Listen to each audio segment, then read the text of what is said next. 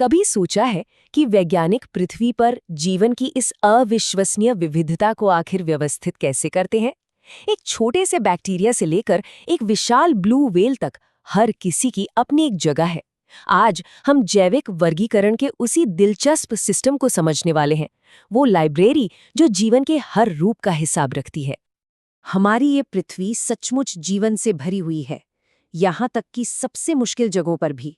जरा सोचिए, बर्फीले पहाड़ों की चोटियों पर छोटे छोटे जीव पनप रहे हैं, और समंदर की गहराइयों में ऐसे जीव हैं जिन्होंने कभी सूरज की रोशनी ही नहीं देखी। ये सिर्फ अलग अलग तरह के जीव नहीं है, बल्कि ये जीवन की वो जबरदस्त क्षमता है जो उसे किसी भी हालात में ढलना सिखाती है। अब इस नंबर को देखिए। वैज्ञानिकों ने अब तक लगभग 17 से 18 लाख अलग अलग प्रजातियों की पहचान की है और उन्हें नाम दिया है। और मजे की बात तो यह है कि ये सिर्फ शुरुआत है। शायद लाखों प्रजातियां तो अभी भी खोजे जाने का इंतजार कर रही हैं। तो ये एक बहुत बड़ी लाइब्रेरी की तरह है जिसमें लाखों किताबें हैं, पर उन्हें तरतीब से रखने का कोई सिस्टम ही नहीं है। तो सवाल ये है कि इतनी सारी जानकारी को हम व्यवस्थित करें तो करें कैसे? तो आज का हमारा सफर इसी उलझन से सुलझन की तरफ जाएगा। सबसे पहले हम जीवन के विशाल जगत की बात करेंगे और समझेंगे कि ये विविधता एक चुनौती क्यों है। फिर हम देखेंगे कि नाम में क्या रखा है और नाम रखने की क्या दिक्कतें हैं। इसके बाद हम वैज्ञानिकों के बनाए वर्गीकरण की व्यवस्था पर नजर डालेंगे। फिर हम समझेंगे पदानुक्रम को, जिसे हम जीवन का पता भी कह सकते हैं। और आखिर में हम ये जानेंगे कि ये सब इतना महत्वपूर्ण क्यों है। तो चलिए शुरू करते हैं। तो चलिए इस चुनौती को थोड़ा और गहराई से समझते हैं। मान लीजिए कि कोई जीव विज्ञानी है जिसे एक नया कीड़ा मिला है। अब वो इसके बारे में बाकी वैज्ञानिकों को कैसे बताएगा? क्या इसका किसी पुरानी प्रजाति से कोई लेना देना है? क्या ये जहरीला है? अगर कोई ऑर्गेनाइज्ड सिस्टम न हो तो हर नई खोज अपने आप में एक नई पहेली बन जाएगी, जिससे वैज्ञानिक तरक्की करना लगभग नामुमकिन हो जाएगा। देखिए, इस समस्या की जड़ है बातचीत में। मिसाल के तौर पर उत्तरी अमेरिका में एक जानवर को कूगर कहते हैं, तो कहीं और उसे पूमा या माउंटेन लायन भी कहा जाता है। अब सोचिए, दुनिया भर के वैज्ञानिक इस जानवर पर रिसर्च करने की कोशिश कर रहे हैं।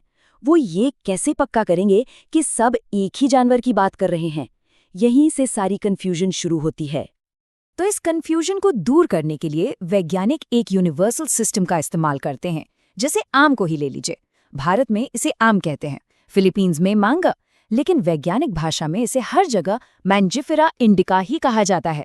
ये एक नाम ये पक्का करता है कि कोई दिल्ली में हो या न्यूयॉर्क में, हर कोई ठीक ठीक जानता है कि किस फल की बात हो रही है।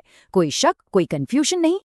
तो इसका हल है एक यूनिवर्सल भाषा बनाना, एक ऐसा स्टैंडर्ड सिस्टम जो हर जीव को एक अनोखा, पूरी दुनिया में पहचाना जाने वाला नाम दे। इस तरह कोई वैज्ञानिक किसी भी देश या भाषा का हो, वो आसानी से एक दूसरे के साथ मिलकर काम कर सकते हैं और अपनी जानकारी साझा कर सकते हैं। और इस बेहतरीन और सीधे साधे समाधान का श्रेय जाता है 18वीं सदी के स्वीडिश वनस्पति शास्त्री कार्ल लिनियस को। उन्हें अक्सर आधुनिक वर्गीकरण का पिता कहा जाता है, और उनका बनाया हुआ सिस्टम, जिसे बाइनोमियल नोमेनक्लेचर कहते हैं, आज भी विज्ञान की दुनिया में एक मजबूत नींव की तरह काम करता है। इस सिस्टम को कहते हैं बाइनोमियल नोमेनक्लेचर, जिसका सीधा सा मतलब है दो नाम वाला नामकरण सिस्टम। इसे किसी व्यक्ति के पहले और आखिरी नाम की तरह समझिए। पहला हिस्सा यानी जीनस एक तरह से सरनेम जैसा है, जो करीबी रिश्तेदारों के एक ग्रुप को बताता है, और दूसरा हिस्सा यानी स्पीशीज उस ग्रुप के अंदर एक खास सदस्य की पहचान कराता है। अब दुनिया भर में एक जैसा सिस्टम बनाए रखने के लिए कुछ बहुत ही आसान से नियम हैं। ये नाम हमेशा लैटिन में होते हैं, क्योंकि ये एक मृत भाषा है जो अब बदलती नहीं और किसी एक देश से जुड़ी नहीं है। जीनस का नाम हमेशा कैपिटल लेटर से और स्पीशीज का नाम हमेशा छोटी लेटर से शुरू होता है, और जब इन्हें टाइप किया जाता है तो ये हमेशा इटैलिक्स में होते हैं। ये नियम पक्का करते हैं कि एक वैज्ञानिक नाम कहीं भी कभी भी तुरंत पहचाना जा सके। चलिए हमारे आम वाले उदाहरण पर वापस चलते हैं। मैंजिफेरा इंडिका। यहाँ मैंजिफेरा जीनस है, जिसमें आम से मिलते जुलते दूसरे पौधे भी शामिल हैं, और इंडिका स्पीशीज है, जो हमें ये बताती है कि ये खास तौर पर भारतीय उपमहाद्वीप का है।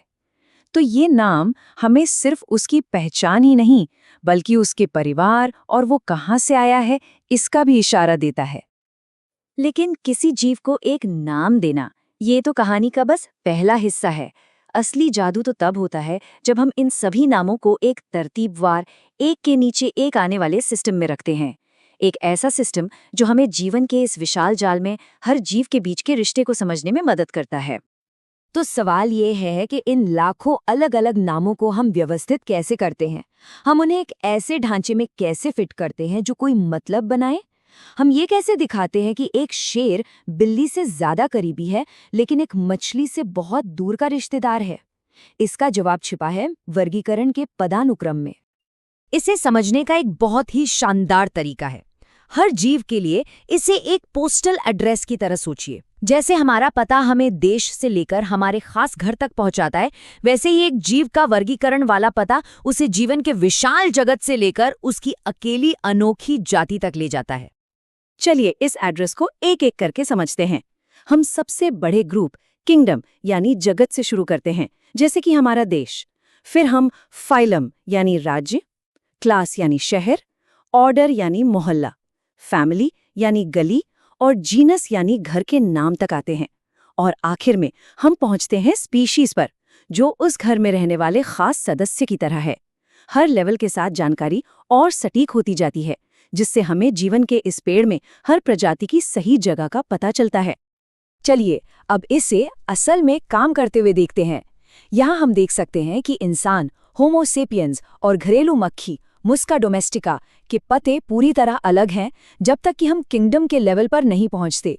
हम दोनों ही जंतु हैं, लेकिन वहीं आम और गेहूं दोनों एक ही डिवीजन एंजियोस्पर्मी में आते हैं, जिसका मतलब है कि वे दोनों फूल वाले पौधे हैं। यह उनके बीच एक दूर का रिश्ता दिखाता है। यही इस सिस्टम की खूबी है। ये हमें रिश्तों के पैटर्न को देखने में मदद करता है। तो आखिर इन सब नामों और श्रेणियों का मतलब क्या है? क्या ये सिर्फ चीज़ों को साफ सुथरा डिब्बों में रखने का एक तरीका है? नहीं, बिल्कुल नहीं। इस सिस्टम का हमारी समझ पर बहुत गहरा असर पड़ता है कि हम जीवन को कैसे देखते हैं और उसके साथ कैसा व्यवहार करते हैं। असल में ये वर्गीकरण विज्ञान की नींव 4 बहुत ज़रूरी तरीकों से रखता है। पहला, ये हमें एक यूनिवर्सल भाषा देता है। दूसरा, ये हमें जीवों के बीच विकास के रिश्तों को समझने में मदद करता है। तीसरा, ये हमें जैव विविधता का अध्ययन करने और उसे बचाने के लिए एक ढांचा देता है। और चौथा, ये हमारे ज्ञान के विशाल भंडार को व्यवस्थित करता है ताकि हम उसे आसानी से इस्तेमाल कर सकें। सच कहें तो ये जीव विज्ञान की बुनियाद है। और ये हमें एक बहुत ही रोमांचक सवाल पर लाकर छोड़ता है। जैसे जैसे हम नई प्रजातियों की खोज करते हैं और डीएनए एनालिसिस जैसी नई टेक्नोलॉजी विकसित होती है, जीवन का ये नक्शा कैसे बदलेगा? वर्गीकरण कोई पत्थर की लकीर नहीं है। ये एक जीता जागता दस्तावेज है जो हमारे ग्रह के बारे में हमारी समझ के साथ साथ लगातार बदलता और विकसित होता रहता है। खोज का ये सफ़र अभी खत्म नहीं हुआ है।